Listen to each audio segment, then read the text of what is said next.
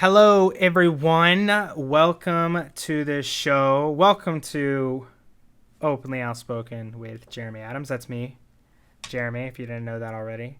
Today's guest, gentleman named Aaron Snider. Aaron is my first guest based in Indiana, I believe. And I don't know if many of my listeners know this. I had a food truck manufacturing company that I started when I was 22. We ended up merging with a competitor a few years into the business, and we moved our manufacturing to Elkhart, Indiana. So have some Indiana connections there. He's a serial entrepreneur like myself. He started an insurance group, a financial group, a marketing agency. He has a car dealership as well. So similar from an entrepreneur standpoint.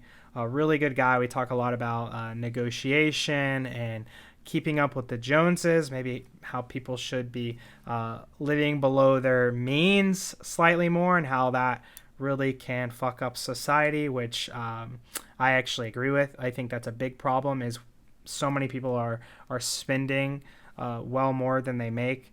We didn't talk about it in the episode, but as I'm talking out loud here, I think it's so easy to purchase goods online and stuff like that. And there's so many good ads from companies like myself that you just can buy $100 here on Amazon or whatever. It's very challenging in 2021 to live on a budget, right? But I think it's something that's forgotten, and it's one of the things we really dive into. And I think it's a way to get America back on track financially. So great conversation. We talk a little bit about business law and minimum wage as well, which I have a very, very strong viewpoint on that. So enjoy the episode, and like always, rate 5 stars, subscribe, share with your friends if you like the combo.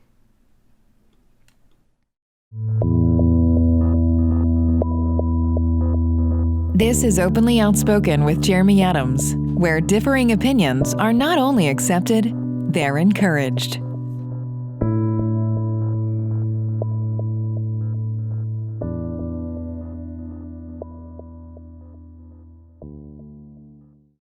All right, Aaron, we are live. Welcome. Hey, how you doing, Jeremy? Phenomenal, man. And you're actually, so as I've been growing my show, which it's crazy, my show's about a year old now.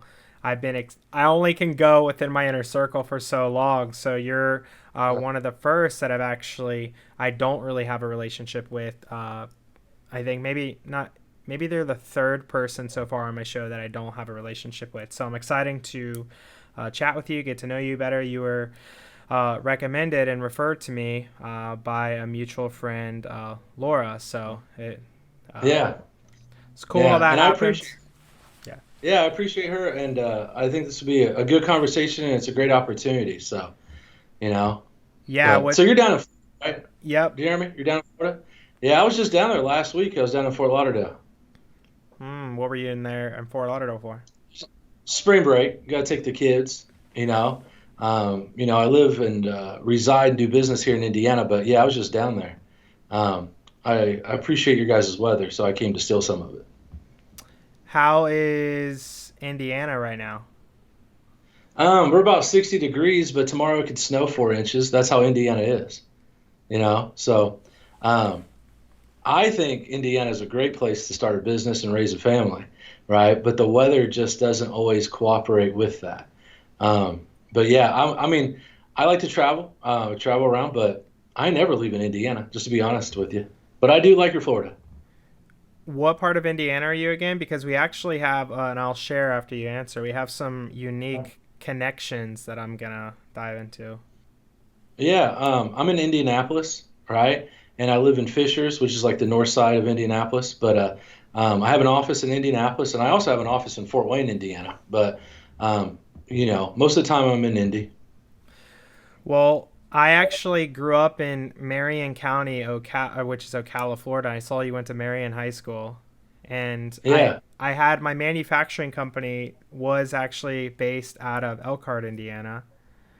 Okay. And I have family that's from Fort Wayne.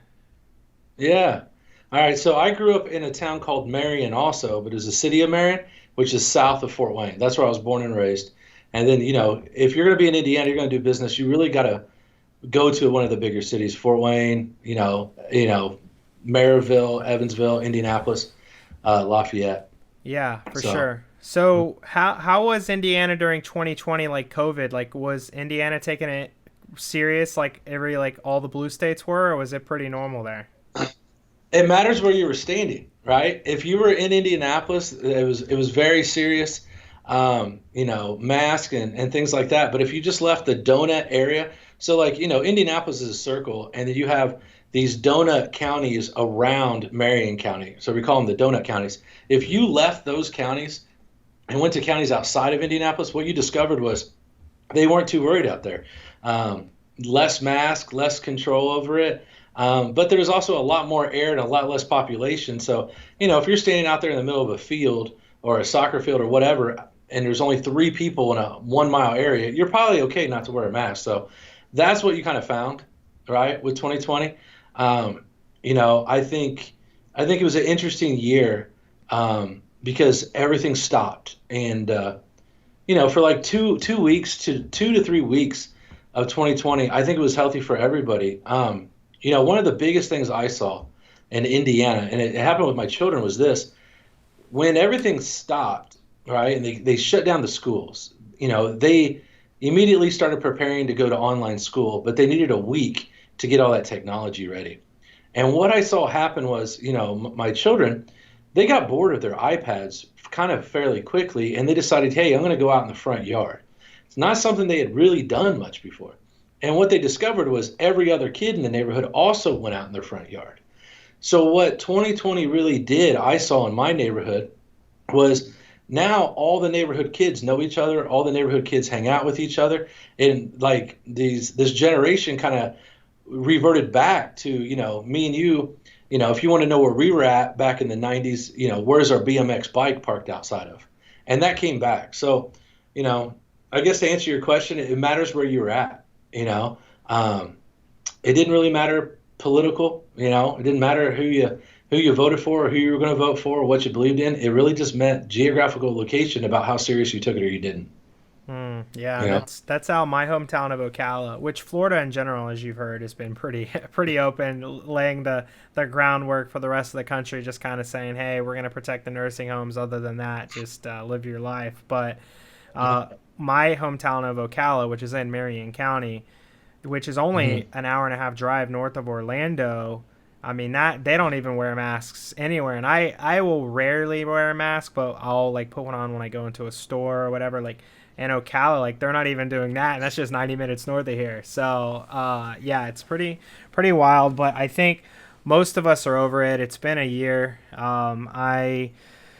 I'm just excited to start living life. Sporting events are getting back to normal. I'm flying up to Atlanta at the end of the month. They're going to have 50% capacity. I mean, at that point, 50% capacity might as well be 100% capacity, but I'll take it. You know what I mean? But I'm just excited to start being social again, start going to sporting events, and because I miss the energy. I miss the and I think what's cool about sporting events and things like that, and it's is like, it does, if you're like, I'm a big Atlanta Braves fan, so I'm going to see a few Braves games at the end of the month. If you're sitting next to somebody, and it doesn't matter the color of their skin, their political party, whatever, if the Braves are doing well, you're high-fiving, you're cheering together. It's common ground, it's positive energy, and I think the lack of social gatherings has extremely negative consequences on our society. And I don't think it's coincidence that a lot of the riots happen and stuff like that without social gatherings. What do you think on that? How important do you think just like getting together with a bunch of people is for us? I 150% agree with you. I think there was obviously a scientific reason why we needed to shut down things for a couple of weeks, but the lack of community, which is kind of where I was talking about with the kids. The kids decided to go find their own community, right?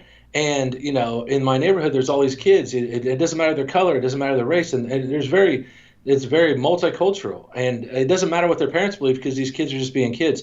So I 100% agree with you. There's certain things in the world that bring people together and cross gender and cross race, right? And we could speak for hours on what those are and make a huge list. But one of them, the biggest ones, is sports, right? And sports is a huge one.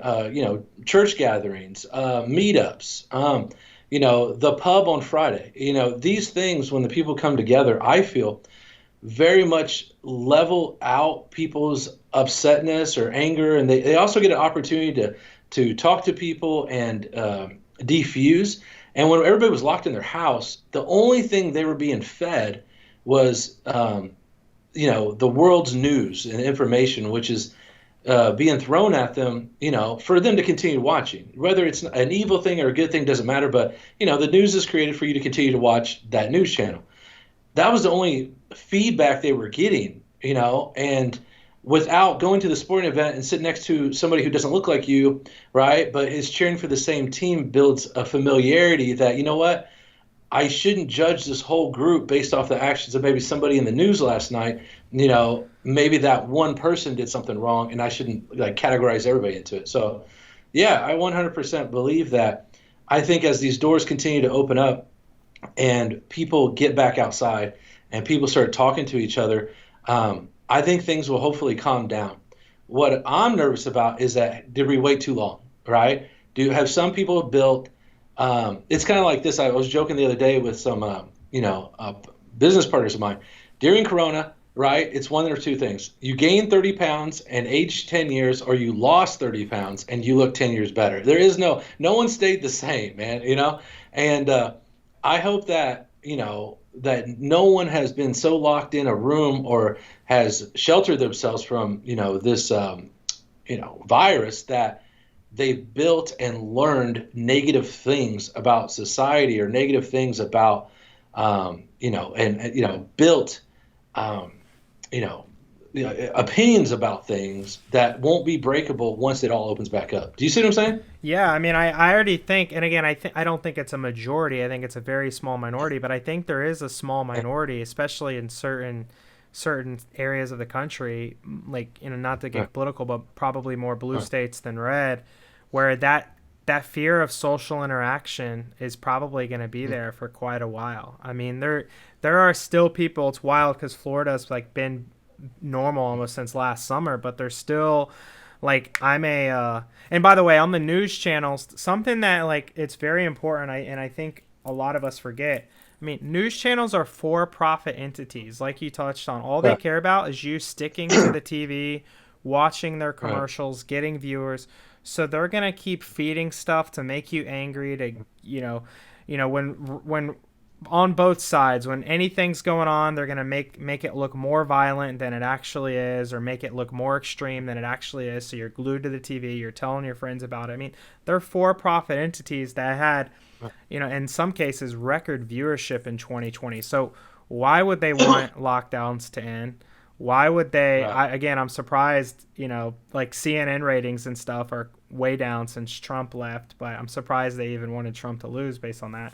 But all cables, which is good. I actually think I'm so over cable news on both sides. I think that's kind of one positive from 2020 is there are much better places to get your news than cable, because I think everybody can agree for the most part that cable news is extremely divisive. It's very one-sided, but I don't know. I just lost my train of thought because I was ranting about it. But I do think that there is going to be a big chunk, still a minority, but millions of Americans that are going to have that social interaction fear, that are still going to be weird to get together with people and get close with people. And that's unfortunate because there's so many health benefits to connection and feeling love. And look at what your children did. They on their own, it's in their DNA to go find community. And that's so important. And there's so many negative health side effects to just not having that human interaction. And I do hope we can get past this shit and be closer than ever. I mean, that would be my hope, is that we realize that human connection is more important than we realized before 2020, and that we are more loving and able to be with people and be more present and all that, Yeah, I 100% agree. I think that maybe the other way to reverse it quickly, honestly, is just to shut down the internet for a week. Just shut it all Okay. down, right? Because then we're going to be staring at blank things, and we're like, well, shoot, I might as well walk outside, and then you meet your neighbor, and so I just 100% agree that with the sporting events or whether it's church or organizations, that I hope these people go out. Maybe they can even start at their, I'm nervous about meeting other people club, and go meet other people at the club. But yeah, I 100% agree with you on it. And yeah, I agree with you on the media. The media is about money. What I don't run with some people is that they think, oh, the media is evil. And I'm like, no, I don't think the media is evil. I think the media is about money. And I don't think money's necessarily evil. Money's just a tool. Money's a hammer. A hammer can be used to build a poor person a house, or a hammer can be used to kill somebody, right? I just feel like the media is the same way. It's just a tool. I agree, and it just, and again, not that there isn't some good info that comes from cable news. I'm not saying like everything is dog shit, but like how many viewers would watch a show that said, "Hey, Republicans and Democrats met today, and they actually had a real productive meeting and got a lot done." Like like everybody be Right. like, "Oh, that's boring." That's good, but I Right. don't. I think we're in a safe spot. I don't think I need to watch any more of this. It's just knowing that in the back of their mind that yeah, I don't think they're evil, but they're for-profit entities that want you to Mm, stay glued to mm, their social pages, their channels, whatever. So, but so curious. Something else we have a lot in common, and this is what I want to really dive into with you. We both seem to be like serial entrepreneurs. So we have an agency similar to you. We have an education portion of our business, which kind of isn't as big, but we're really starting to put more team resources into it the last few months. Then I'm partners in a couple of e-commerce brands. I'm partners in a mastermind called Founders Mastermind, and then I have this mm, podcast as well. So I have a lot going on. You have like a million mm. companies as well. Why so many companies, Aaron? Honestly, the reason I have so many companies, there's a couple things. One, this is the golden age of entrepreneurship. All right. And here's how I feel about it. I'd rather, first, I don't have regrets, but I don't want to regret not trying something and missing out. Like our grandparents, my grandfather was an entrepreneur, and so is my father. All right. But when my grandfather decided to become an entrepreneur, he decided after he got out of the military that he was going to start a gas station, like a service station. This is one of those old style ones where, you pull up to a full service pump and well-dressed people come out and they check your tires, check your oil, fill up your car with gas. When he wanted to go do that, he had to go get money to go start this business. He had to borrow money. I think he maybe used some of the GI Bill or anything like that. He had to go out there, build brick and mortar business to build a business to generate income for him to feed his family, right? Today, even my father had to do that. Even my father, when he started with his businesses, had to, get money, borrow money, build brick and mortar. Right now, I think we're in this golden age of entrepreneurship that is going to end, which is this. If me and you wanted to start another marketing company, me and you could do it like that, right? Because the internet has made the world flat and the opportunity cost is almost zero. Now there's a positive and there's a negative to that. Since starting a business, the cost of doing it is almost zero. A lot of people are going to do it. But those with execution are actually going to make money, right? And so why do I have a car lot? I was in the car business.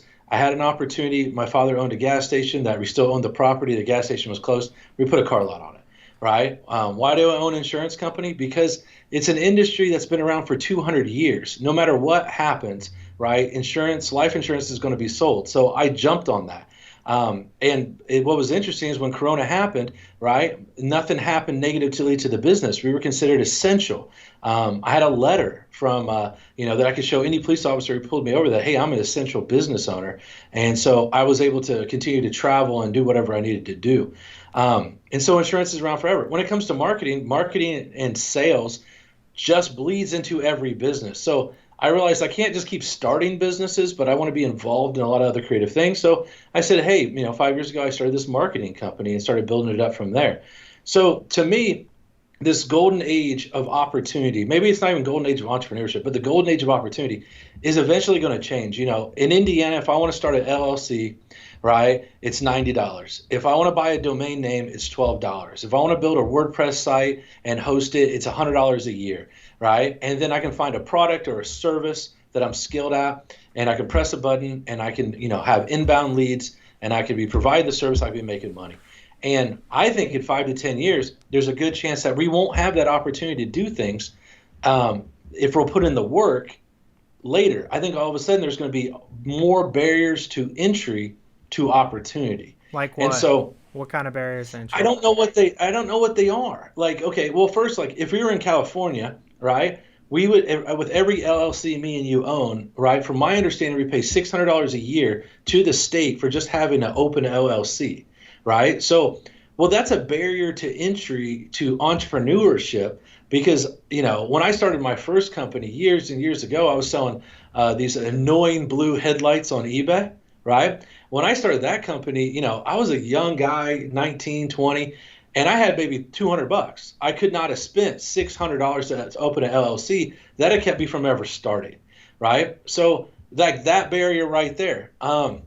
What happens if all of a sudden Facebook or Instagram or anybody like that decides to, you know what, we're going to charge to have business pages, right? We'll keep the public people pages, but what if they say, hey, you want a business page? It's $20 a month, because it's kind of like, I now pay for my Gmail, right? When I got a Gmail account in 2005, it was free. And then they started adding all these add-ons. And then there's like, oh, you need more drive space. Hey, it's $2 a month. And they're like, hey, you need more drive space. Now it's $20 a month, and I have businesses with G Drive email accounts, and I'm paying, $12 a month per, my email and, Carl's email and Sam's email and Laura's email, and all these people's emails.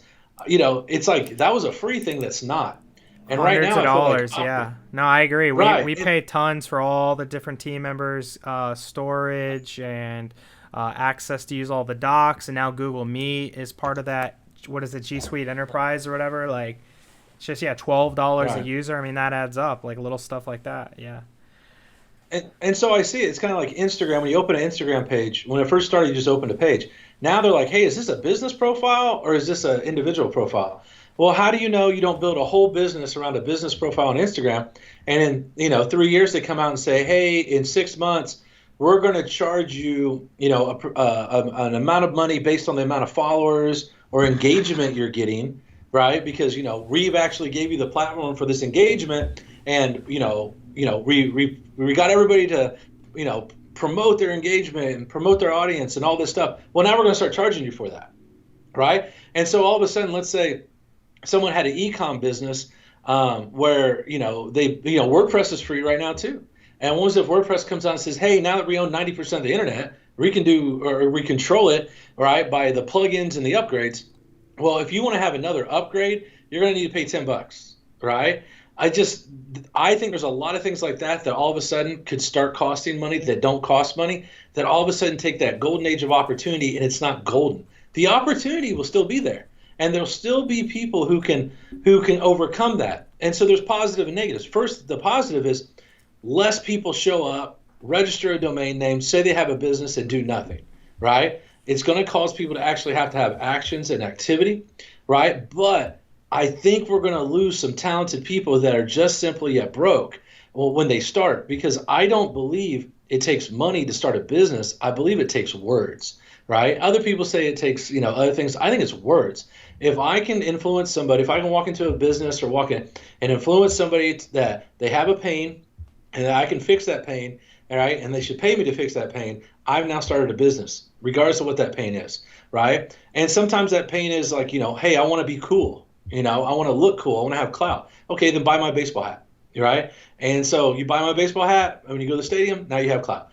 But this is the golden age of opportunity, and I feel like I don't want to ever regret it, And, I do have people in my life and around me who are like, man, you do so much. You're spreading yourself out too thin. But, being a business person and starting things and discussing it, this is my addiction. I don't play Nintendo. I don't play PlayStation. I'm a big book reader. It's really about family and business, and church. And, that's really my focus is. So if you ask me what my hobby is thinking up business ideas, not always executing on all of them, but just always thinking that stuff up. Yeah, no, I like that, and I actually want to talk to you about the Cali business laws in a Hmm. second. But I wanted to talk about, like, I've looked into this.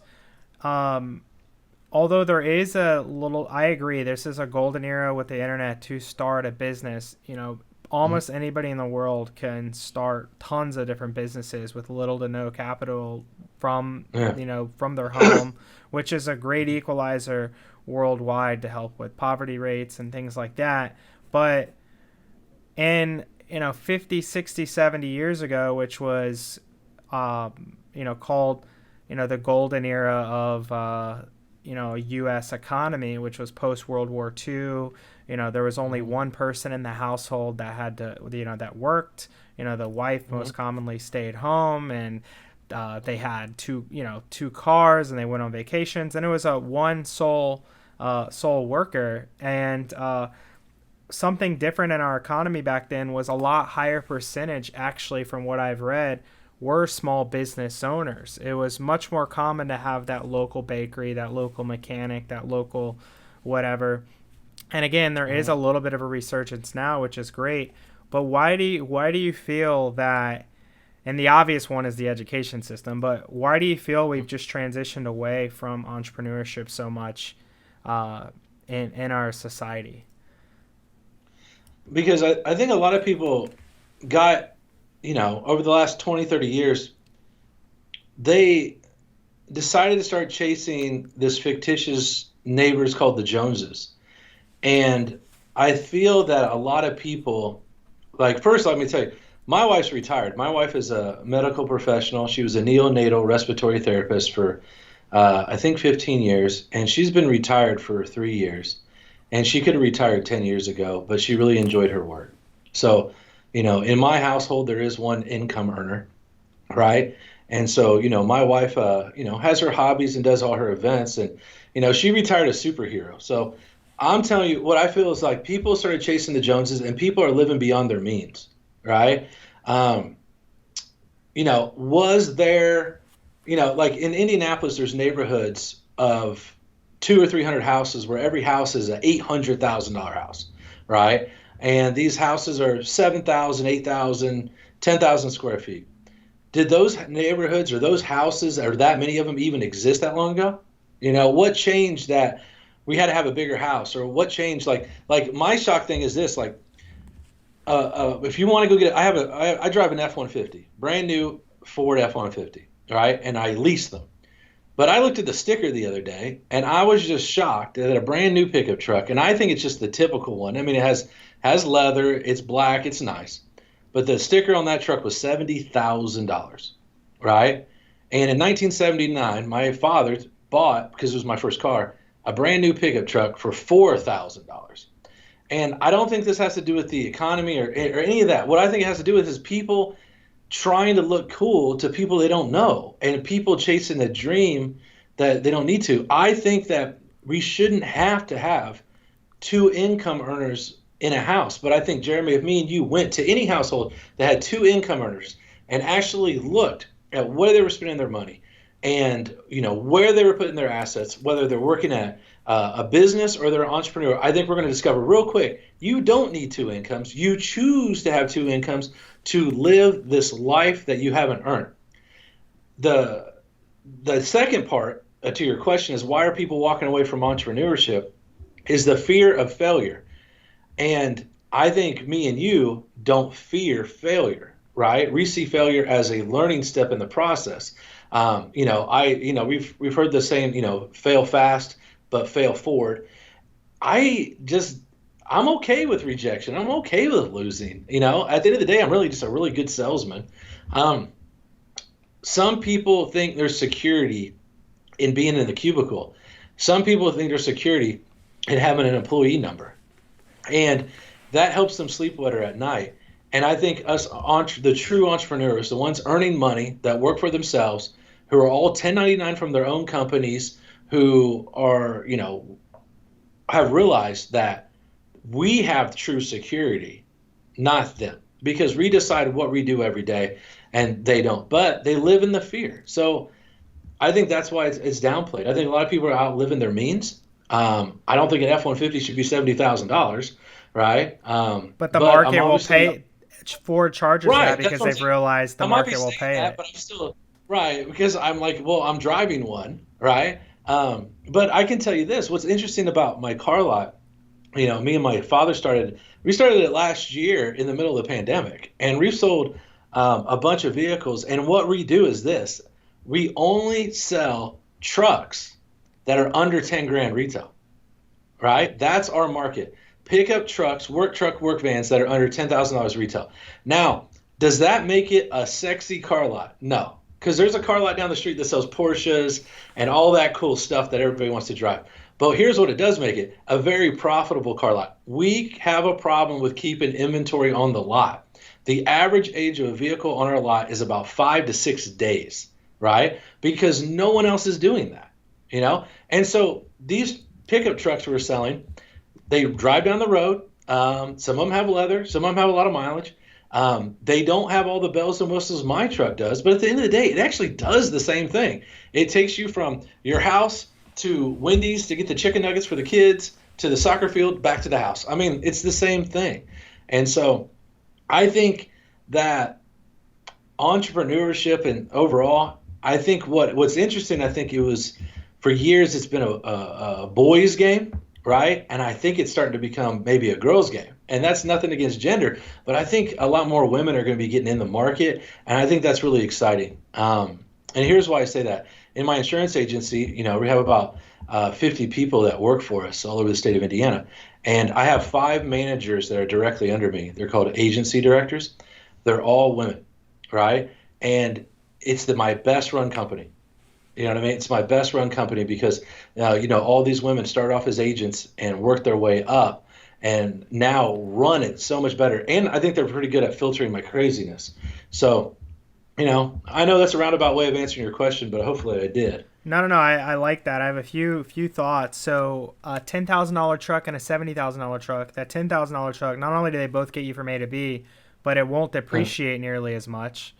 So Correct. yeah, I mean, if you buy it at 10 grand, what is it going to be worth in 2 years? $7,500 bucks. Right. Like, you know what I mean? You buy a $70,000 truck, that's going to be worth 50 grand in 2 years, So Right. they don't depreciate as much. And I actually never thought of it from the living with or like keeping up with the Joneses standpoint, but I like that a lot because even for myself, like I would say I do pretty well. I've, wondered like, hey, should I buy a house on the water? Should I do this? And, I've been investing heavily in crypto. Like I invest a lot of my salary and income right now. And I live in a nice sky rise, but it's nothing crazy. It's not a $2 million property on the water, which is what I want. But it's like, that's going to be well worth it for me because of how heavily I'm investing right now. And I had a $130,000 Tesla Model X that I got rid of. I don't even have a car now. I actually pre-ordered a Ford Bronco, fully loaded,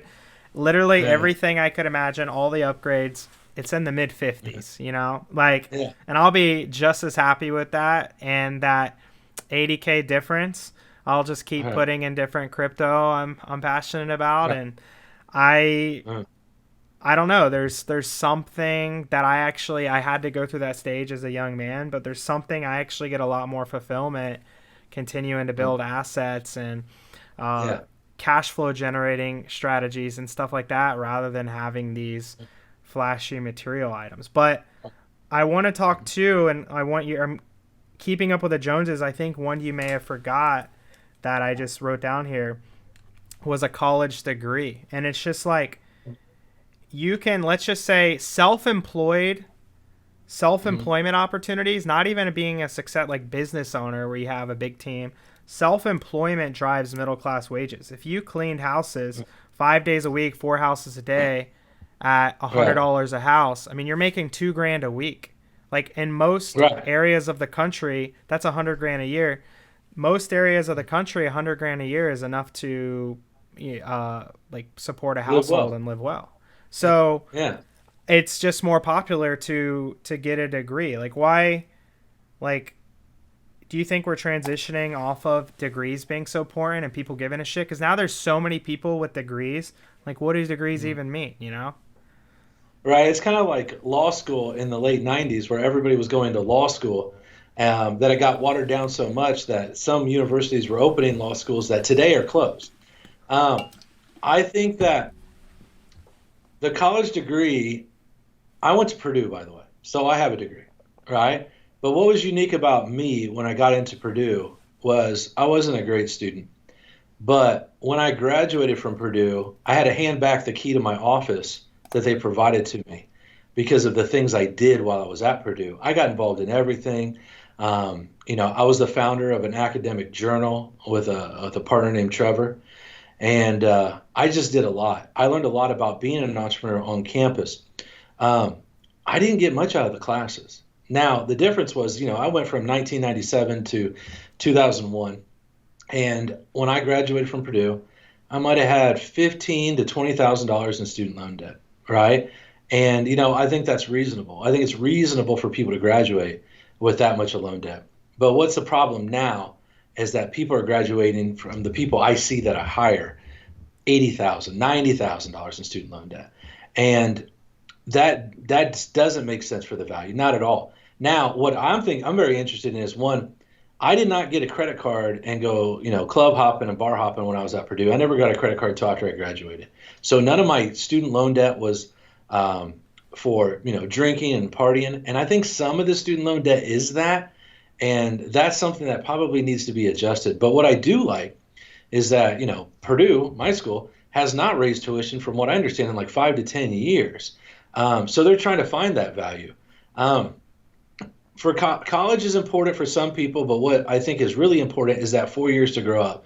Nobody at the age of 18 is ready to be an adult. I just don't agree, right? There's going to be the one unicorn person, but most people need to discover themselves over 4 years after high school to really find out who they are. But maybe they just don't need to go to college to do it. They definitely don't need to have $100,000 in debt to figure it out. I think maybe more people need to get into other services. The military, maybe AmeriCorps. I think that's a program for people. Maybe the Peace Corps. All those programs are good in their own right if you go and look for something good out of it, But is a college education worth it? Yes and no. It's dependent on the person and what they do with it. If they show up on a campus of a good-sized school with resources and take advantage of everything, it's 100% worth it. If they show up on a campus, don't take advantage of resources, spend a lot of their time partying and acting like it's high school, it is absolutely not worth the money. That's just kind of how I see it. You make the best of what you did. And it's kind of the same for entrepreneurship, man. I think we both have probably had Facebook campaigns that did great and Facebook campaigns that did bad, right? Well, we didn't keep throwing money at the bad campaign. Yeah, no, I agree with that. I mean, the reason that students are in so much school debt, well, I think it's maybe not even very, it's rather simple. It's sexy to go to college. We were told in middle school and high school, if you don't go to college, you're a loser. So Yeah. the colleges did a good job of painting that message. I mean, I literally, I remember, because I went to a few classes out of high school, but I didn't plan to go to college or whatever. I mean, multiple people told me like, well, good luck in life, like now I'm more successful than all of them, which is fine. But Right. so the colleges have done a great job of marketing the message that if you don't go to college, you're not going to be successful. But there's also government guarantees on these loans, and there's nothing in place to prevent these schools from increasing prices and how staff members are compensated and how their businesses are run. So starting a college, I mean, talk about a great business to be in. Your nonprofit designation, you just get you basically have a blank checkbook because these 18-year-old kids that are brainwashed to thinking the only way they're going to be successful is going to college, and they don't know what they're going to do, and the government's guaranteeing these 6-figure loans. It's a little bit of a backward system. And then they get at it. So you hire they're close to six figures, just give or take six figures in debt. And then what's their starting salary? 40, 50 grand? Right. Every company I have is 100% commission based. Okay. Right. So I'm going to train you to be a master salesman. The average income of a first year earner at the insurance agency is about 60,000. Okay. Well, think Right. about most jobs right out of college, 40 grand, Well, out of college, 50. it's 42. I've seen it. I have some interns who, one intern I was talking to today, she went to Indiana University. She was a marketer with us at the Hammond Otter agency, and she's like, "Hey, I got this job offer. It's about 42,000. What do you think?" And I'm like, "Well, if it's here in Indiana, I think it's a good opportunity." And she goes, "Well, it's actually in Austin." And I'm like, "Oh, well, that's probably not too bad." So I really think that people are coming out, the ones who are good, who have portfolios of work, right, coming out of college, are getting the 42s. Everybody else is probably getting the 32s. Do you see what I'm saying? If they're getting anything at all, because I think a lot of these young kids give up. 40 grand, 50 grand salaries, two people in a household, 80 to 100 grand total household income. That's a solid household income if you're not in multiple six figures of college debt and living well above your means. Like, that's not, I see what you're saying. 100 household isn't bad. Especially in the area, 80 to 100 household, two income earners earning 40 grand a year. But when you have multiple six figures in college debt and you kind of what you touched on earlier, you are living well above your means. That's not a whole much. I think the problem is, when people graduate college, they go, okay, now I graduate college, I want the new car, I want the nice apartment, the nice house, blah, blah, blah. And maybe you just need to hold off on that, right? Yeah. Maybe you need to keep that college car, I'm okay with people getting married, obviously, and people, cohabitating and, things like that. But I'm like, maybe you don't need that new car. Maybe you don't need to, get that job, start building that income. And by the way, one of the things I learned a long time ago, is that when you have debt, whether it's credit card debt, mortgage debt, a loan debt, or anything like that, and I'm pretty debt free now, and you're having a problem with the payment, the easiest thing to do is pick up the phone and call them and talk to them. Because I think there's a lot of opportunity where people can extend their loans and lower the interest rate's 0 right now. Why are you paying, 9% on student loans? Get on the phone and say, hey, I'm upset about this, right? Why not try? What's the worst they can say is no, and you're back in the same spot. I think some people need to pick up the phone, right, when it comes to this debt they have, and negotiate it instead of just sending the email to, what's it called, forbearance, where they push it out 6 months, where they hey, don't have to make a payment for 6 months. I've seen that. Why don't you pick up the phone and lower the interest rate? Why don't you pick up the phone and extend the term? An interesting thing about my $20,000 in student loan debt, I honestly never paid it off until about 5 years ago. I'm 41. I made a $50 payment every month on that $20,000 for 15 years, right? And so that $50 payment never stopped me from going out on dates, having a car, having a nice place to live. But I got that because I picked up the phone and I negotiated it. Do you see what I'm saying? Yeah, I mean, I completely agree. I mean, especially during COVID, no business wants to lose clients. They don't want you to stop paying. So yeah, you miss the 100% of the shots you don't take, right? I literally, my internet, I have fiber AT&T internet, 1 gig up, 1 gig down, the best internet I can get. I think it was 110 a month or something because I don't have cable or anything. So it's just that I just shot him a message on support and I was like, in light of COVID, what can you guys do? I don't want to cancel. I was just seeing what was going to happen. They're like, we'll lower you to $69 a month. I'm like, it was one message for to save $30. They didn't know my situation, but I'm sure they don't want to lose business, and you can do that across all your monthly subscriptions. Right. I think actually in that book Over Your Shoulder, the Tools of Titan book, and there's a chapter where I forget the author's name, but he says the best way to learn something was he would take a student and have them go and try to negotiate 10% off at a coffee shop. They would walk up, order coffee, and say, hey, can I get 10% off? And what that was learning to ask for things and get over the fear of rejection, and you'd be surprised how much that works. And it's just true. I think sometimes, with the Joneses or people chasing that, budgeting matters. The simple things that our grandfather did and grandmothers did matters.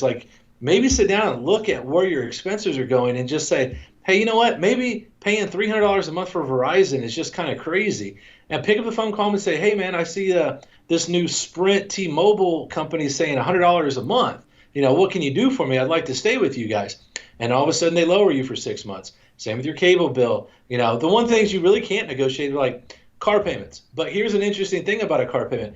Let's say you're having a hard time making a car payment, like legitimately, it has nothing to do with Corona.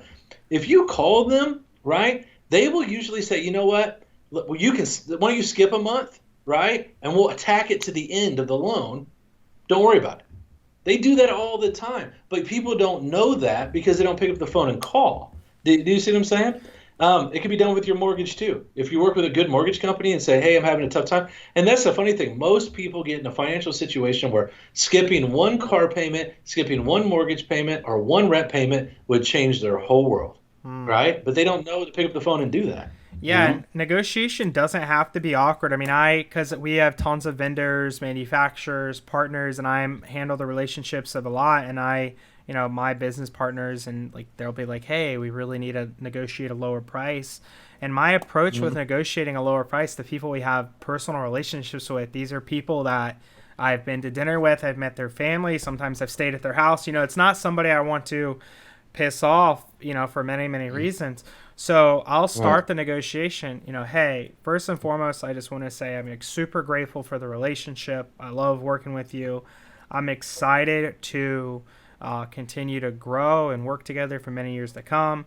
I wanted to come to you because, we're having this challenge with the margin we want to be at. And, what can we do to make this, so whatever it is. And sometimes it can benefit them. Like, hey, like, can we do like a little bit better cash terms? Or if we commit to X units, can we get the cost down? Like, we can make a deal that makes sense for everybody. And then we end it like, great, glad we discussed this, super happy about it. And now I'm saving, instead of $7.50 a unit, I'm at $7 a unit. I'm happy, like whatever it is. And it's just having the conversation, trying to come up with a mutually beneficial deal for both parties, and then you end just excited about the future, right? And negotiation doesn't have to be this big, scary, intimidating conversation. Sometimes it's just asking and you seeing what people. Sometimes what I did with our payroll company, we're growing our team. I hit them up. I was just like, hey guys, love working with you, want to continue to work with you for years to come as we grow our team. Is there anything you can do on the percentage? We were paying a 3% like payroll fee through them for managing all the payroll. They just lowered it to 2%. I just said, is there anything you can do so we can continue happy? I just asked one email. They lowered from 3% to 2%. Like one email. And it's smart business. It's smart business because the retention of a client, regardless of losing a percentage point, is a lot better than the cost of attracting a new client. So it was very smart for them to lower it that 1% because keeping you is, once again, cheaper than going and finding another you to build a relationship with, So, but yeah, it's just reaching out. And I think that's a big thing about entrepreneurship. Yeah, you can start a business online. You can, send some emails and all that. But the power of asking, right? The power of influencing people to understand your story and maybe your threshold or your pain point is pretty strong. And it's something that that's the funny thing about college too, just like high school. College is teaching you things and very much specializing you in things, but at the end of the day, from a lot of the college people I've seen, the people who are really ready for work, really ready for society, are the ones who did a lot of things outside the classroom. The people who only did things in the classroom, 100%, I think you'll agree, are not ready for the job market, because the job market is just not psych, 124. It's just not, right? There needs to be more push on teaching people how to think and teaching people how to communicate, and besides negotiate and all these other things. But, how to think and how to communicate is just a big value. And so, yeah, if you're sitting there right now or someone's listening to this and they're like, man, we have two incomes, we're barely making it, blah, blah, blah, blah. The first thing you do is we got to sit down and kind of look at where we're spending our money. Where are you spending your money? I think a big one for people is, food, eating out. Do you really need to have $1,000 a month plus in car payments? And maybe one of you needs to suck up their pride and get a used car. I just think that's kind of, I guess we're going off on a tangent, but I think that's kind of what matters. You know what I mean? Because I think a lot of when I said one mortgage payment or one skip of a student loan payment, and most people would be out of financial problems, is really saying something that, well, then if they did their budget correctly, they probably would never have financial problems again.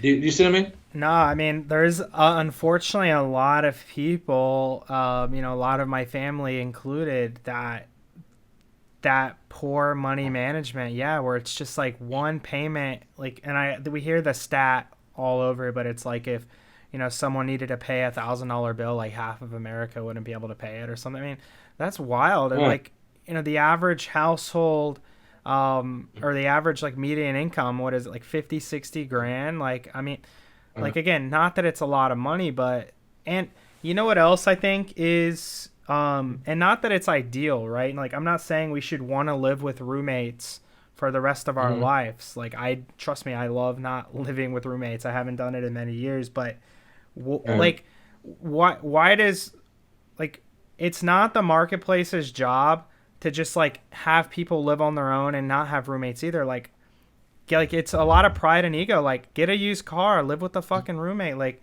why? Like, it's not like, why do you need to have all those things? Like, save and invest your money. Like, don't go into debt. Like, if you have a roommate until your 30s, have a roommate until your 30s. Like, save that $1,000 a month or whatever, having a roommate. So there's just a lot of stuff, and I think it's where just pride and ego and self-confidence get involved more than anything. And it's just like, get the used car instead of the new one. Maybe don't spend on this if you don't need to. Like, tell your friends it's just not a good use of your money right now. Like, it's okay to just like look out for your best interests and like take care of yourself. Right. And I'm okay. I can tell you, we are doing, I think I am for sure, doing some armchair quarterbacking here. In my 20s, I never had a roommate, but then I also produced a lot, and I did a lot to make a great income. And, I made a good income. So I had this great, townhouse apartment to myself. But, in hindsight, it's like, I think people need to realize, like, sometimes people are giving advice, and someone might be listening or find this blog somewhere and go, but I really want the car. And I want to tell you, it's okay to do that, right? If you're budgeted out to do that, right? It's the mindless spending of money to impress people who don't actually exist. Because the interesting thing is the Joneses don't exist. The Joneses are a marketing ploy, right? Like, some family somewhere, and Instagram's only added to that. You know what I mean? Instagram's only added to that. Some family somewhere, they all drive Teslas. The baby has a Tesla, right? They go to the beach every day, and they go skiing every Saturday, right? I mean, it's okay to have and splurge on yourself if you budget it correctly, or you're that kind of earner. What I think is wrong is when you're not that kind of earner and you're trying to act like that kind of earner. Do you see what I'm saying? No, I 1,000% agree. And just to clarify any comment I've made, if you're earning $250 a year, and same in my 20s, like I worked, really hard. I was successful. Like I did well.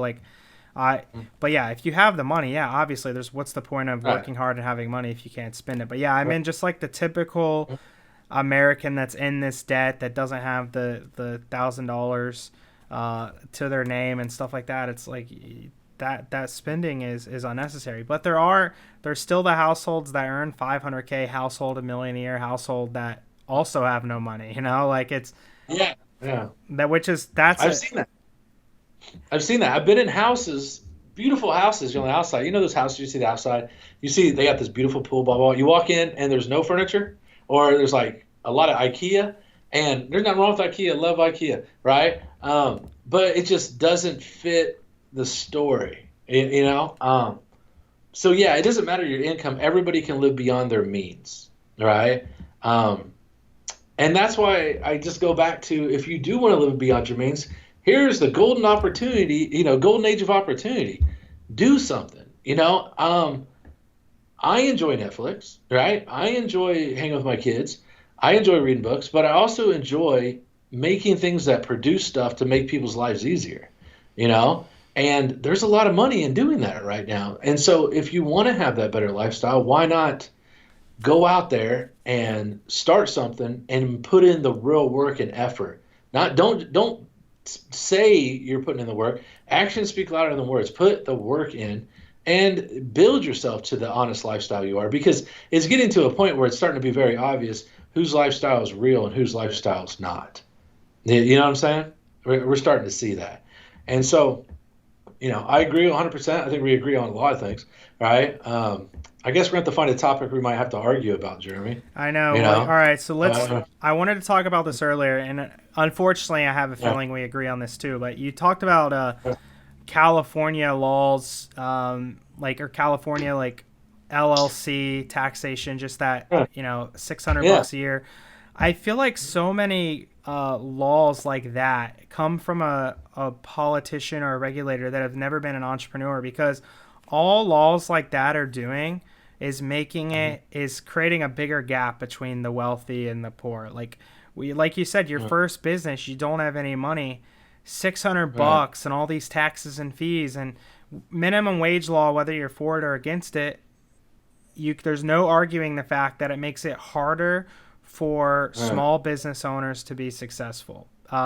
Small business owners are the lower income people starting their first business, whatever it is. So that's one of the reasons I lean left on a lot of things, but one of the things, and I lean right on a lot of things too, but one of the things I'm very, very pro business and pro capitalism. And, what are your thoughts on that? Do you agree that laws, like little taxation and little loopholes, like the whole thing with, do you remember the whole debate of California requiring Uber to make all the drivers W-2? Do you remember that debate? Right. Yeah. I understand. I'm like, all that's doing is hurting the workers. Like, all that's doing is hurting these people that need that extra income on the side. Like, it's not right. So go ahead. No, you go ahead. It's fine. Okay. All right. I'm gonna run with it here. All right. I'm shocked that no one's come out and said the California $600 a year LLC thing is a racist law, because it could be argued that it is, right? It's definitely a class law in the sense of it's not an income source, right, that matters over the opportunity cost of the low income young guy or young lady who's 18 and 19 who wants to start something, who can't do it correctly, right, because they don't have the $600, right? So I think that's definitely hurting that. The pushing people to W-2, right, in the Uber, it wasn't W-2 when it started. Everybody had signed up knowing what it was. Like these Uber drivers, they had the freedom to hey, I want to be an Uber driver. And they signed up and they signed a contract saying, I'm going to be a 1099. I don't think it's the state's right to come in and change their status as an employee. I think it's okay for a state or a government institution to say, hey, I want to make sure everybody's safe. We have to make sure the Uber drivers haven't been drinking or something before they go out and pick people up. I'm fine with that. But I don't think it's right for laws to be changed to change an agreement, because this law seems to be changing the agreement between two parties that were over there. And that doesn't make sense to me. But minimum wage, I would love wages to go up in the United States. Absolutely. But I think they need to naturally do it. I will 100% admit, some people absolutely are worth $15 an hour. Some people are worth $500 an hour. And some people aren't worth $2 an hour. That's just how it is, right? And so you kind of have to let the capitalism do it. And so by making minimum wage, like saying, hey, federally mandated minimum wage is $15 an hour, here's what it does, right? It creates a lot more 1099 positions that people think and will work at like their W-2 positions, but they won't be protected by W-2 status, right? They won't have employee benefits.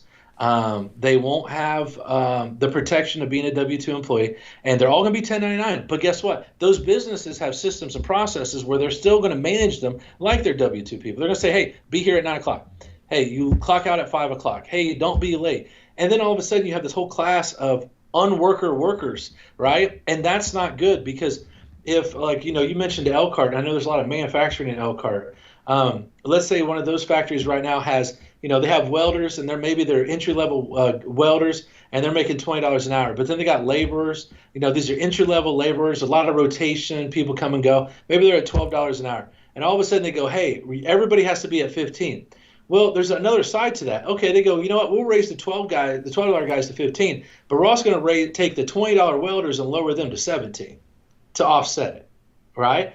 And then, oh, by the way, we're also going to change their status, right, because the cost of health insurance is so much right now, to a 1099, right? And let's say all that happens on January 1st, 2022. The crazy thing is on January 2nd, when all those employees show up at work, the process and the systems are going to be the same. The welders going to the welding table, the kids clocking in, they're all doing their work, but now they're not protected like they were the year before because of government interference, right? So, yeah, I agree. I think we need to find other ways instead of laws to get people motivated to do the right things and to get businesses to do the right things. Is there businesses that are making massive amounts of money that maybe need to be looked at? It's kind of like the same thing I said about me and you earlier. Jeremy, if me and you went into some of these people's houses and looked at their budgets, we'd probably see the problems real quick. I think that maybe some of these businesses need to be looked at and say, okay, are you doing the right thing for your employees? And I don't know. I don't really know what line I want to walk down, but I can tell you this. Making laws is not the solution, especially laws written and made by people who've never been entrepreneurs, people who've never been business owners, people who've been, politicians for 30 or 40 years, are people who can be influenced by other parties, right, outside of that to do things a certain way. It just isn't going to work long term, And by the way, I have a political science degree from Purdue. Yeah. Well, there you go. It's paying off now. Right. Yeah. Similar. You could argue that a minimum wage law is racist from the same thing because, again, if we're a Fortune 500 corporation, I have billions of dollars of cash on the balance sheet. The extra couple bucks, it's going to suck. We're going to have to move some stuff around, but we're going to be able to make it work. Probably most of our staff is over the 15 anyway, but for the small percentage that's not, we're going to be able to move some stuff around, make it work, whatever. Okay, so it's not going to affect large companies. All the small, it affects, which the majority employer is small business in this country. It affects that business that has 3 employees, that is, barely making ends meet, that's, trying to grow, trying to figure it out, trying to keep their customers happy, trying to deal with COVID, by the way. Minimum wage laws enforced right after 2020 is like atrocious timing. It hurts the super small businesses, and those are disproportionately lower income people, most likely going to be a larger percentage minority than the wealthy people because of the class.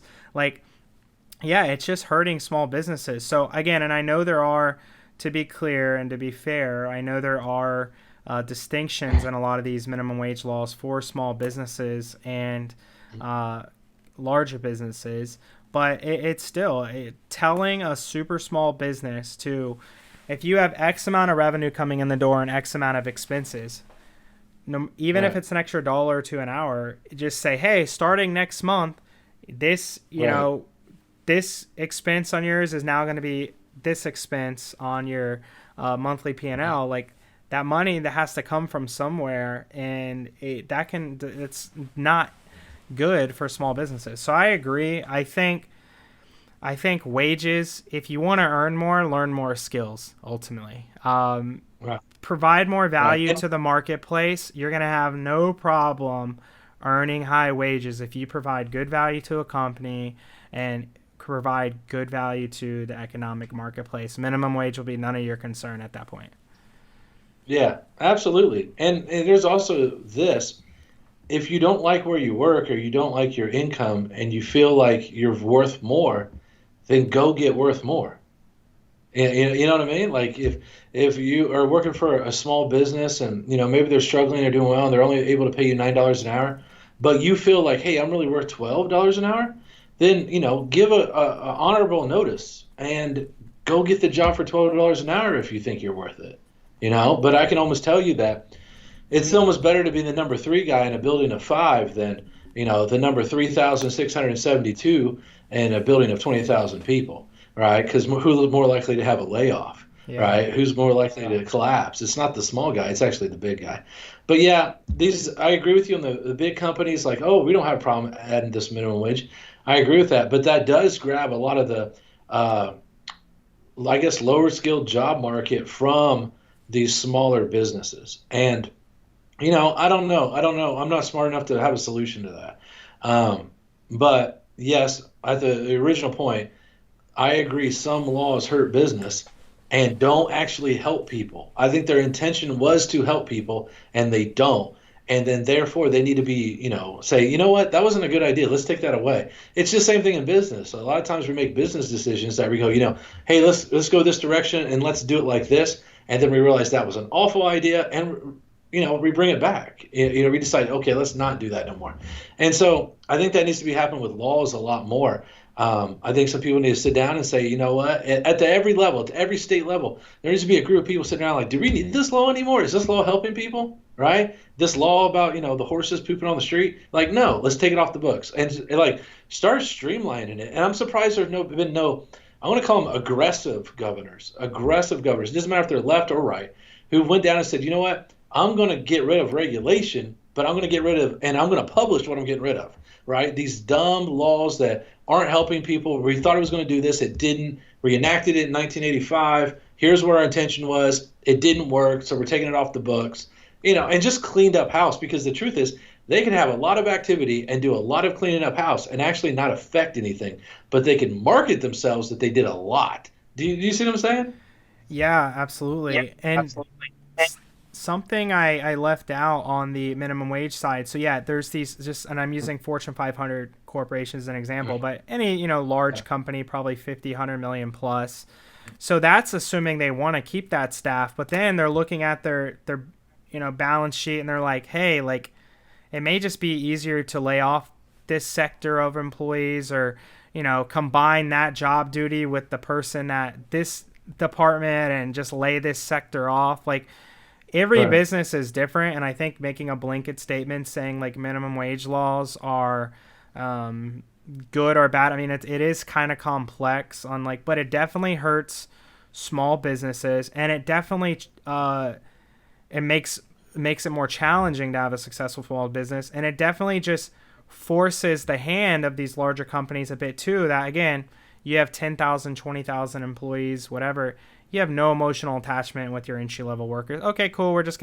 Let's just lay off these 100 people and give their jobs over to these people so we can, because they're just not going to eat the cost. They're gonna make it up somewhere.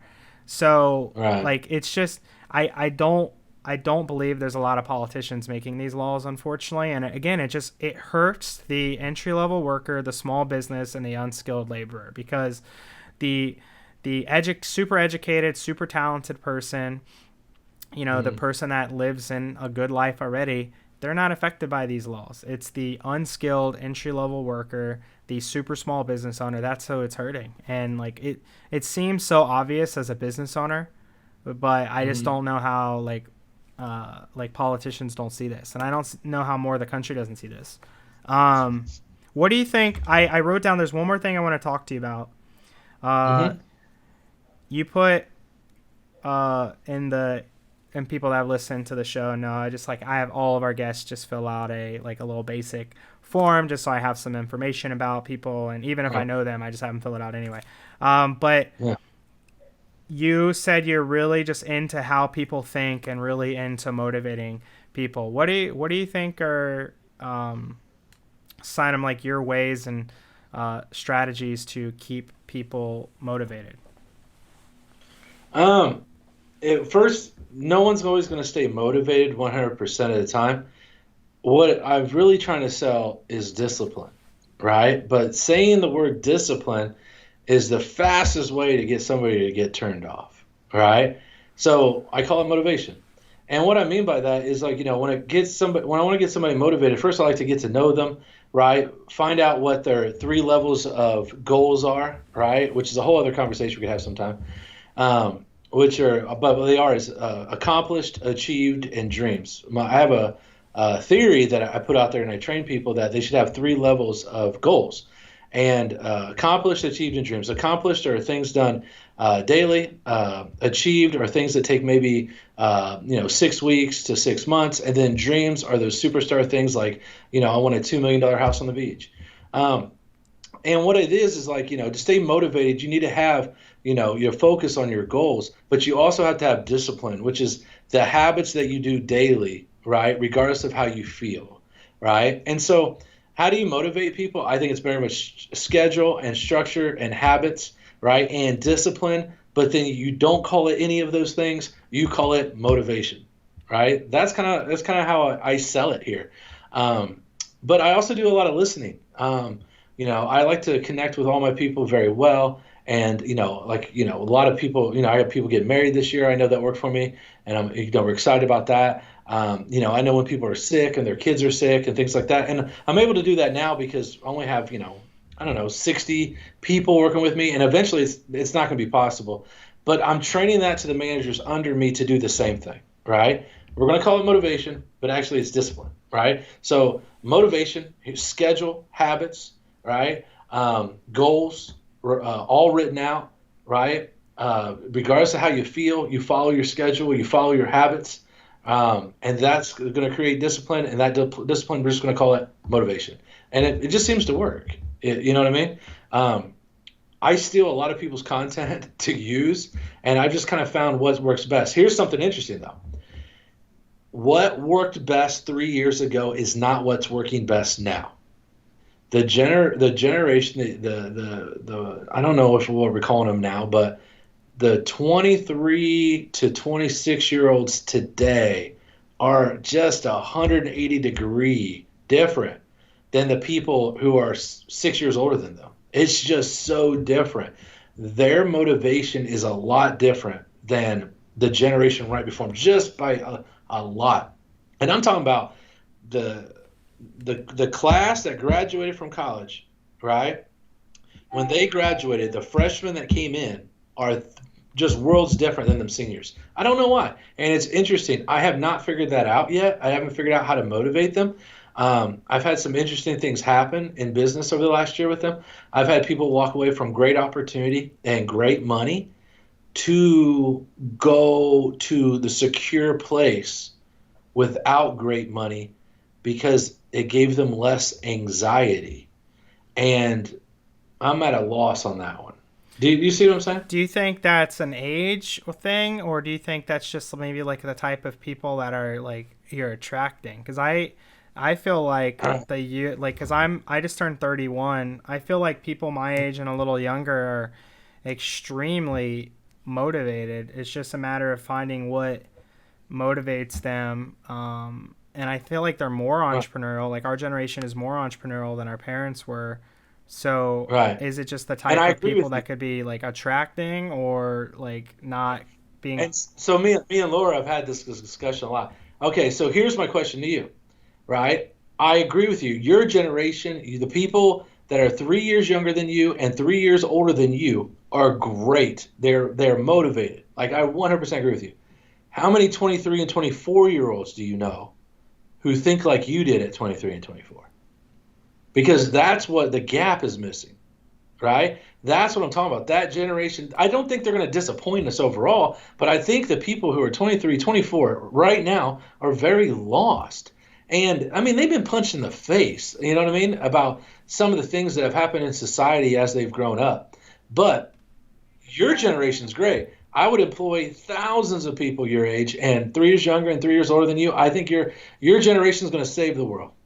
Right? The people around you are going to save the world. But this 23 and 24-year-olds, how many of those do you know right now who aren't just, I don't know, it feels like they've been manipulated to think things wrong. Here's a concern. When I was 23, 24, and I think just like your generation, we were like, hey, let's get some cars. Let's look cool. Let's go out and try to get dates. And, hey, let's build businesses. Let's achieve something. I don't know any 23 and 24-year-olds right now who are trying to achieve anything, right? They seem to stay at home. They don't seem to go out. They don't seem to be starting businesses. They don't seem to be motivated. I don't know if they're lost, but they just like there's no energy to them. Like their batteries need replaced. That's what I'm talking about. That's a concern to me. I don't know how to motivate them. We give them all the right things that have worked for 15 years, and we've adjusted for generations over the 15 years. But so that's my question. Like, do you know any 24-year-olds who think like you did at 24? Well, my little brother is 25 and he thinks a lot like me, but I have to, and again, this is interesting, and this may be where we actually disagree finally. Right. I would challenge that it's maybe just there's not a lack of work ethic or motivation. It's just what they're motivated by is much different than my maybe a 20-year-old and my age. Maybe I feel like I am a mix between like purpose, but I like still just like want to build wealth and I value freedom.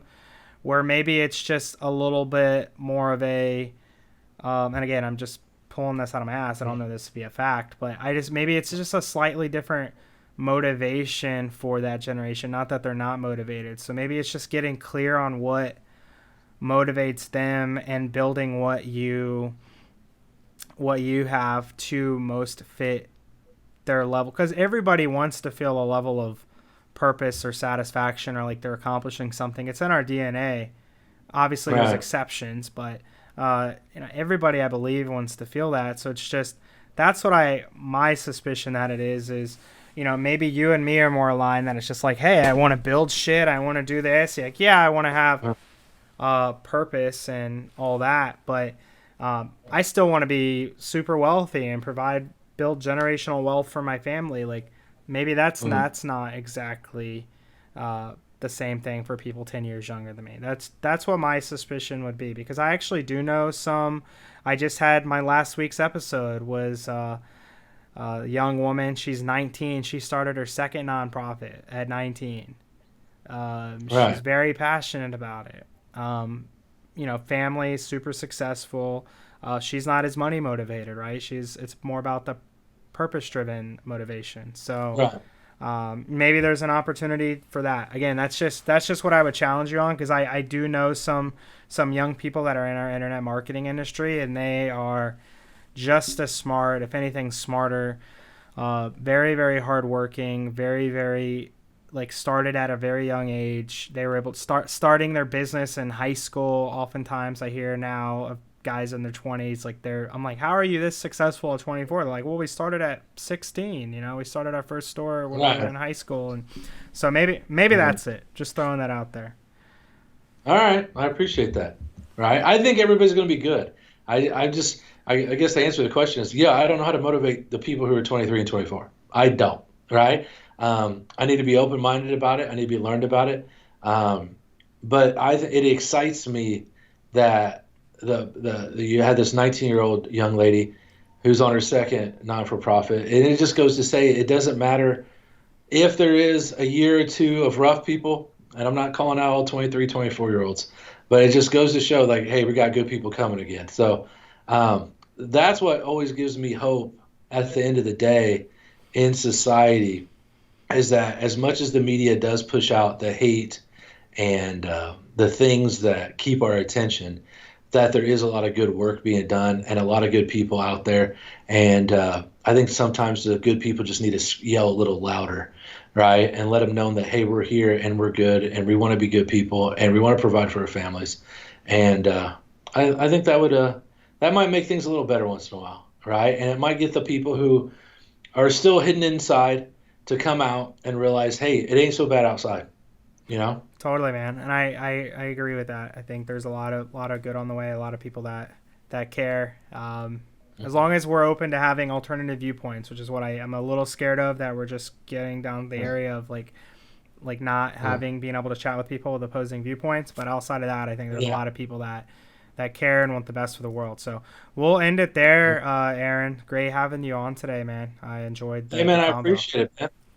Right. Once again, let's thank Laura for introducing us to each other. Next time I'm down in Florida, or if you're up in Indiana, let's get together.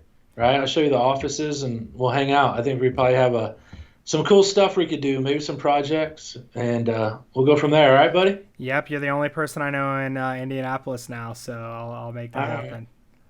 Well, if you need anything, just send me a text, man. I'll go get it for you. All All right? Good chat. All right. You too.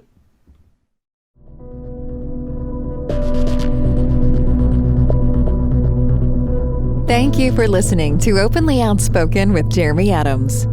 If you haven't already, make sure you subscribe to the show on your favorite podcast player so you get updated when new episodes are live. If you enjoyed this episode, the best way to support is to leave a 5-star review and share the podcast with people in your life that you feel would benefit from these types of discussions. Visit openlyoutspoken.com for additional details on the show. Find out how to connect with Jeremy on social media and learn more information about Jeremy's personal and business life. We'll see you next time.